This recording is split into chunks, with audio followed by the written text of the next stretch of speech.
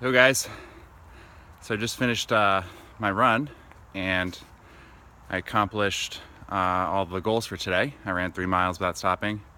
I finished each mile before the corresponding track ended. Today I picked 3 tracks that were a bit longer. You guys haven't sent enough suggestions yet, so I just picked them myself. And just make sure this is recording. Okay, great. So the first one was around 8:40, and the second one was around 8:53, and the third was about 9:15 or so. And I picked them because I wanted diversity of genre. I wanted to branch out, trying to expand my reach as a DJ. So first thing I was thinking was, geez, the wardrobe change helped a lot. And don't worry, I'm not a fan of Team Mexico. I got my Team USA right here. It was way easier for me to keep a quick pace today. I started off with a pace around 7:40 and then slowed myself down and still finished pretty close to 8 minutes. I'll get you the times of my first couple miles later, but they were a lot faster than yesterday. So I think the wardrobe change helped a lot. I found out that my dad accidentally snagged my shoes for hurricane relief, and I thought about donating them. I ended up deciding to ask if he could get them back, because I think what I'm doing for you guys is actually in the long run going to help more people than donating a pair of shoes to Texas.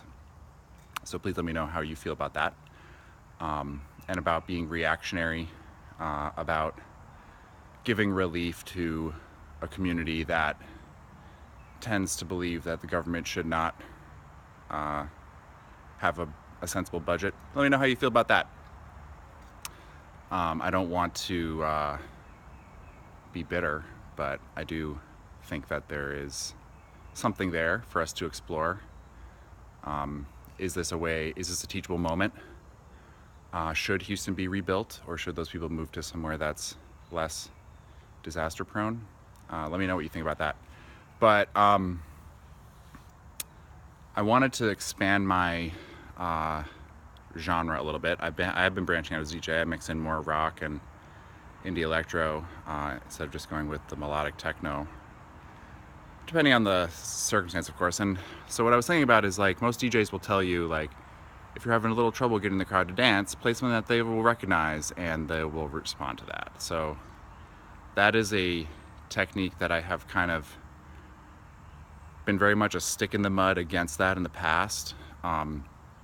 I am more open to it now if I can do it my way, if I can pick a song that I also like, maybe something a little older or a little goofier, rather than just going for like some Drake hit or something.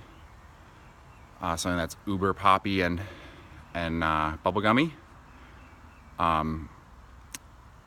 I should probably lean into my bias and experiment with the thing that revolts me, but at this juncture, I mean, I'm not DJing enough for it to matter. I prefer to go for a style of variety that I can play a variety of genres to try to win the crowd over. I can play something poppy, but not exactly a pop song. And so I like to think of my approach as something that has kind of a high risk, high reward. Like, if you are a music aficionado, you'll appreciate my exploration. And so yeah, high risk, high reward. That's kind of the style that I'm going for. And so those are some of the tracks that I picked. As I was going through my route, I noticed some, I want to share with you guys. I want to be open here. I want to show you what I see. I realized the issue that I had yesterday with, like, not knowing how close I was to the end of the mile, not knowing if I needed to change my pace. That is actually alleviated a lot by the fact that I'm running the same route every day. So by now I know where the mile markers are. And so even if I don't know when the track is going to end by just listening to it, I do know where the mile is going to end because I am running the same route every day. I was thinking about how I wanted to share some images with you guys, how I wanted to call out some of the scenarios I got into, like with when there's 1 minute left in the track and you have 1/10 of a mile left. I wanted to give you guys a photo of what that looks like, and where in the route I experienced that. Then there was this group of trees that looked like they were raining, like drips were coming down really, really hard from this. So I thought that was pretty cool. I thought I would like to put that on Instagram. And that made me think about Neil Seibart, who runs Above Avalon. I think it seems to me to be one of the best Apple analysts, right up there with John Gruber, who is the best at understanding Apple's culture, and Daniel Aaron Dilger, who is the best at understanding Apple's technology, or rather, he's the best at describing how Apple's technology has a history that can demonstrate how much stronger it is than their competition. A lot of people think like, oh, it's the same as the competition, but he's like, well, actually, if you look at the history, it becomes a lot more clear that Apple is generally a lot stronger than any of its competitors at everything. And Neil Seibert, he's good at analyzing their finances. He is about as optimistic as those other two guys about how strong Apple is relative to their competitors. And he spends a lot more time explaining the finances and kind of, Wall Street has a really weird attitude about Apple. I think bankers tend to use Windows and their bosses don't let them use Macs. I know they use iPhones because they're not stupid, but they don't know how to use Macs. So I think they generally don't understand anything about why Apple has got a bright future, and they tend to price the company as though it has absolutely no future. So Neil Seibert tries to explain to them very gently why Apple is actually going to continue growing stronger and stronger and stronger.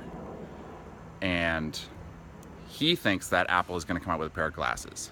A little bit like Google Glass, but different.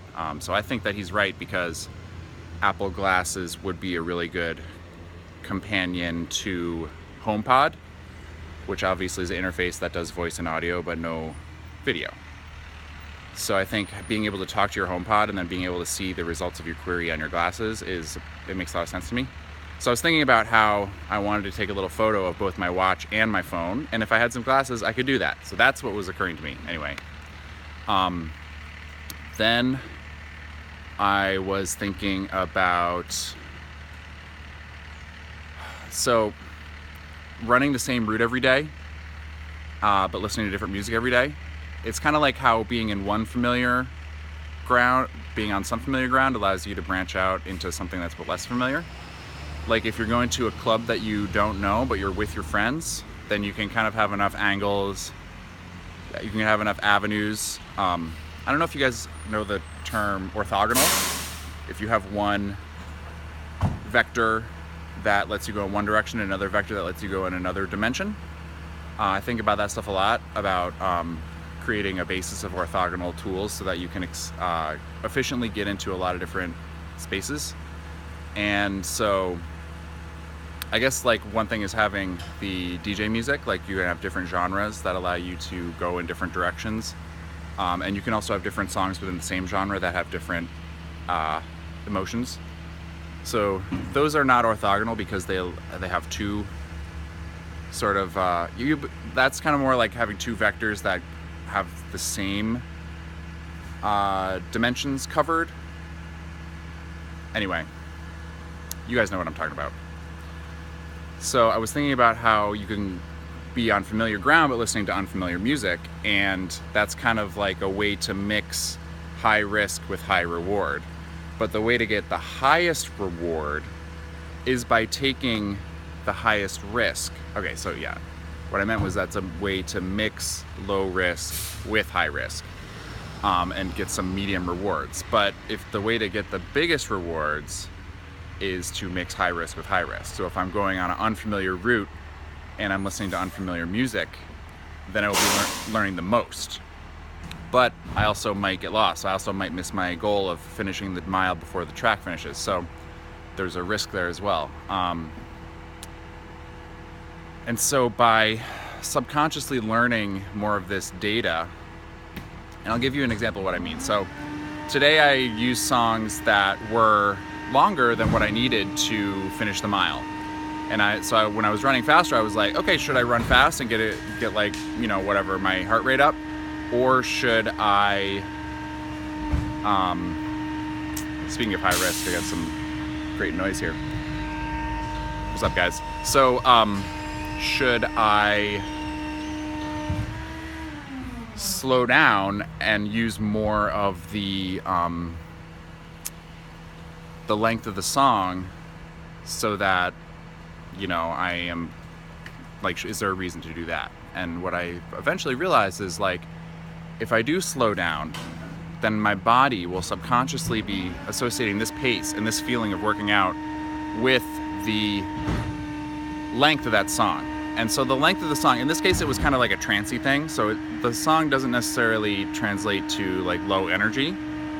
But for my body to learn the length of that song is useful, not only because if I want to go out and say hi to a friend and then I can get back to the booth in time before the song comes on, but I want to learn what it means for a producer to create a song that's that length. What does it mean? Because it's like a trance.